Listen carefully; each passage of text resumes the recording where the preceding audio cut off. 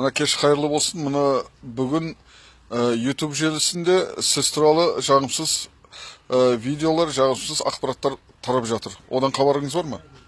Көрдік жаңа. Сол жөнінде не айтасыз? Енді ел әрине мынау әлеуметтік желілерде тарқаған информацияға сенеді. Әрине жүрегіміз ауырып отыр, себебі ана жерде жаңа видеода мен сейфтен ақша шығарып жатырмын, жаңа ұстап алдық деген ғой. Параны мен шығарып жатқан дедім де жаңаға. Соны факты пираттосовка дейді ғой, сөйтіп істеген. Негізі ол менің 42 000 теңге ақшам. Ол ешқандай краска басқысы жоқ, жаңағы өзіміздің заңды ақшам. Біріншіден, екіншіден, мен ұсталған жоқпын. Ол тірлікке мен қатысым жоқ. Сол кезде мен көшеден келгем. Сондықтан бұлар артық кетіп қалған. Бірақ енді мен енді бұл тергеу антикоррупциялық қызмет дейді ғой, солардың тергеу тексеру болып жатыр біздің мына мекемені. Сондықтан заң шеңберінде өзі бітеді ма деп ешқандай журналист, ешқандай әңгіме айтып жүрген жоқ едім. Бірақ мына видеодан кейін енді мен міндетті түрде айтуым керек. Шындық неде? Неден басталды? Неге бұлар жаңа кішкентай бір тоғыға, жаңа фашист Германияға жабылғандай бәрі жабылып жатыр? Неге қызметтік жаңа несін полномочияларын асырып жатыр? Неге елдің бәрінен жаңа Мұхтарға компромат жинап жатыр? Армандар Мұхтар түрмеге отырғызу болса, ертең айтайын не үшін екенін. Ертең кеш сағат 5-те пресс-конференция беріп отырмын. Сондықтан табалайын дегендер табаласын. Уақыты келді. Әділет іздеймін дегендер ертең 5-те келсін, мен не болып жатқанын айтып берейін. Басқа ештеңе айта алмаймын қазіргі жерде. Бірақ енді мен түрмеде емеспін, задержанный емеспін, парақор емеспін. Менің орынбасарымда парақор деу глупо, себебі ол мемлекет қызметкер емес, сондықтан парақор бола алмайды. Соның өзі подтасовка факті деп аталады. Сондықтан ертең 5-те қалған шындықты айтып беремін деп. Сонда Мұха, біздің түсінігімізше былай болып отыр ғой. Сонда мына сіз мына видеоны жасанды деп отырсыз. Сонда мына видеода көрсетіп отқан сізді ұстап кетті, алып кетті деген нәрсе болмаған ба мүлдем? Өтірік мен жұмысында жүрмін ғой. Біріншіден, екіншіден бұл видео болған. Бірақ ішінен теріп алып, задержанный деп менің жаңағы келгесінен сейфімді ашып бәрін көрсетпеймін ба ол. Менің погоны бар адамдар ғой, мен алған. Бірақ мен оны ашып, ішінен сонда өзімнің 42 000 теңгемді көрсетсем, парақор болғаны ба? Сосын менің кабинетімде ұсталды ма? Мен де ұсталған. Ертең айтып берейін. Ал видеода көрсетіп отқан, мысалы, арнайы белгіленген қаражатты, арнайы бір сәулемен қандай қаражат? Негізі мен жұмыстан кейін еді ғой. Екі жаңа жас жігітпен стадионға кетіп бара жатқам. Жаңа ғана паспорт жасаған әйелді мен көрдім, приемда отыр екен. Қабылдамай қайтарып жібердім, маған кіруге хақым жоқ, сен отдел жерге бар деп. Сөйтсем, Көпжанға бар, замыма, немесе отдел жерге бар деп. Сөйтсем, мен маған кіре алмағандықтан Көпжанға ғана ақшамды лақтырған. Бар болған. Негізі маған келген ажал. Мені паспорт жасайтын ажал мысалға да. Бірақ мен мінезім кейде кесілдеу, заңға қатып қалам, қабылдамай қойдым. Сөйтсем, менің орынбасарымды паспорт жасапты. Бірақ ол әйел осы ставкада мен Мұхтарға ақша ұсынған жоқпын. Мұхтар маған ақша бер деген жоқ деп шынын айтып қойды. Қалай задержан деп айтып отыр деді, ұялмай ма?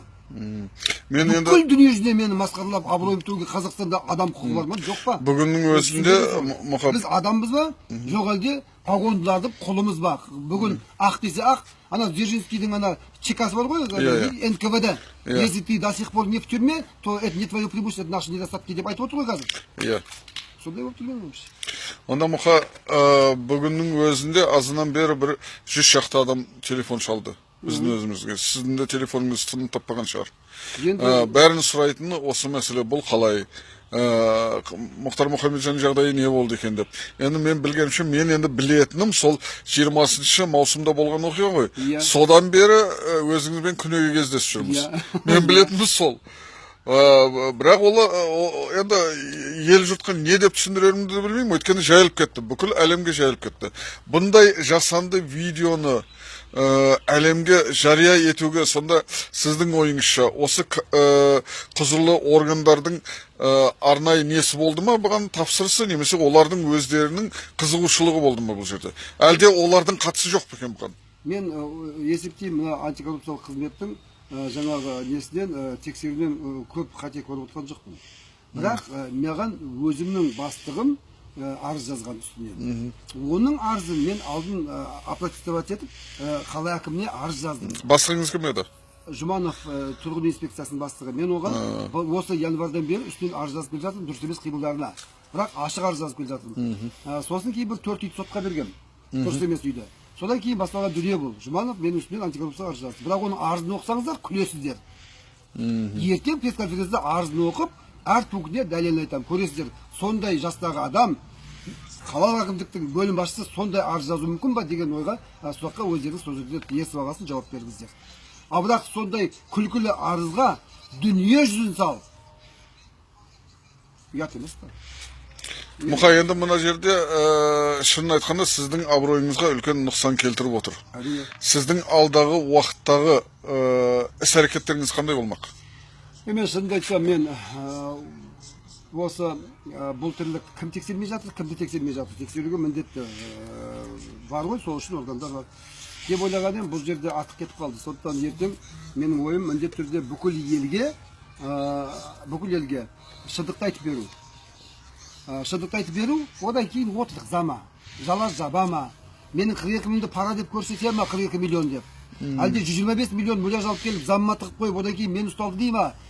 Тек халық білсінші, сосын білгендер істесін. Егер бұл мені ана ауған соғысында да жаңағы 37 жылғы айыптауларды айтқан еді, 85 жылы Совет халқының жауы Пакистанның шпион деп ату жаза берген.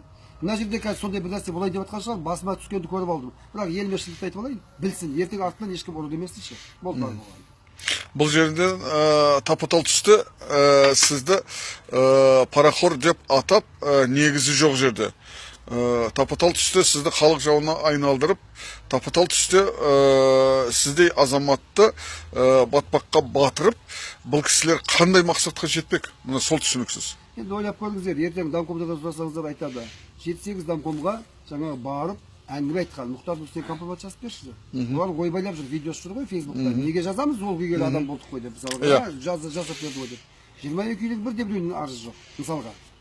Бірақ солардың бәрден Шымкенттен емес, Жамбылдан экспертиза тартып, тексертіп, жарайды тексерсін, ертең көрейікші, қандай хищение шығатынын. Ол хищение шыққанның өзінде оған әлі дәлелдеу керек қой, менің қасым бар ма жоқ па, себебі тапсырысшы Дамком, подрядчик жаңа мердігер фирма. Сол екеуін біз жаңағы ана технадзордан кейін қабылдап аламыз. Бірақ осыған дейін, мен келгенге дейін, мысалға, Құдайдың құтты күні әйелдер, ашуланған әйелдер қала әкімінің есігін тепкілеп көшеге шығып жүрсе, біз келгеннен кейін жөндеуге, осы январдан бері заявка бар ма бізде жөндеуге? Жоқ. Бәрін жөндеп қойдық, жоқ, проблема жоқ. Адам қала мәслихаты хатшысы айтады, Мұхтар, халық жүгіріп келіп жатқан жоқ қой әкімшілікке. Жоқ, онда сенің де керегің жоқ. Тыныш қылып қойдың ғой бәрін. Рахмет саған, но ты не нужен, потому что халық тыныш. Мен енді халық тыныш болмасын деп еліп шулата алмаймын. Бір де біреуден арыз жоқ. Мынандай айқай не үшін онда? Қайта экспертизадан өзі айтып кетті. 4 үйлерің сендердің идеал деп. Ел әлгіше рахмет айтып жүр. Барып көрсеңіздер, әлде айтамын. Барып, әлде көріңіздер. Кемшіліге жауап беремін. Артықшылығы ол өзіміздің неміз. Бірақ кемшілік болса да мені соттай алмайды. 3 жыл мердігердің гарантиясы бар ғой. Тауып берсін, істетейік. Процедура бәріне мысалға мүмкін. Бұл жерде сіздің ойыңызша Мұқа, сіздің орныңыз біреуге керек болып қалған жоқ па? Әлде сіздің орныңыз әлде қашан сатылып кеткен сондай жағдай жоқ па екен? Мүмкін анда енді менің бастығым мені жұмыстан шығарып, кейін әкімнің талабымен жаңа бұйрығын қайттан не болды ғой, жойды ғой, күшін жойды ғой. Мүмкін сол кезде біреуді әкеліп қойды ғой, жерге мен орыма жарты сағатқа. Сол кезде мүмкін шешілген шығар, кім біледі енді оны. Бірақ ол кезде қала әкімі менің арызымды жөндеп қараған жоқ. Мен арыз жазып басшының үстінен, мен оны дәлелдеп беремін, оның дұрыс емес екенін. Бірақ қала әкімдігі сол кездегі маған қатты қысым жасады. Оны енді Құдайға шүкір Абдылахимов қайтып келді. Құдайға шүкір енді бұл басқа оборот алуы мүмкін. Құдайға шүкір бұған жұмысшы керек. Негізді бұл кісіге. Сондықтан дәл қазір мен ол кісіге ана арызды қайттан жіберетін ойым жоқ. Қала бетбұрыс болып жатыр, өзгеріп жатыр. Бола берсін. Алла алдыңғы уақытта көрсетеді кімнің қандай болатынын. Бірақ мен өзімнің намысымды жыртқызып, өзімнің құқықтарымды бұздырып қарап отыра алмайтынымды өздерің білесіңдер. Мұқа, енді мына бейне сюжет банағы YouTube-қа тараған, әлеуметтік желілерге тараған бейне сюжетті жалған жала деп отырсыз. Осы жалаға толы бейне сюжетті құзырлы органдарға беріп, оның авторын тауып, оны салған адамды тауып, жауапқа тарту ойыңызда бар ма? Бұл өте ұзақ нәрсе ғой, ел менің айыпсыз екенін білсе болды. Біріншіден, екіншіден бұл жерде мына көп жанды көшеде ұстап алғанын, менің мына жерде кабинетіме кірген кезде жүгіріп келген көрсетіп, менде бүкіл офис видеокамера. Бірақ оның блогын ана алып кетті ана тергеушілер. Егер соны блогымды қайтарып берсе, мен дәлелдеп бере аламын. Менің қаяқтан даладан келіп, кіріп, енше жатқанда келіп ұстап алғанын. Қалай задержанный, за взятку екенін содан ақ көруге болады. Тек менің блогымдағы информацияны өшіріп тастамаса. Рахмет Мұхай, ертеңгі баспасөз конференцияңызды, баспасөз мәслихатыңызды күтеміз асыға. Алла жар болсын, сіздің ақ екеніңізге сенімдіміз. Құдай қаласа, аққа Құдай жақ деген сеніммен сізбен қоштасамыз. Сау болыңыз.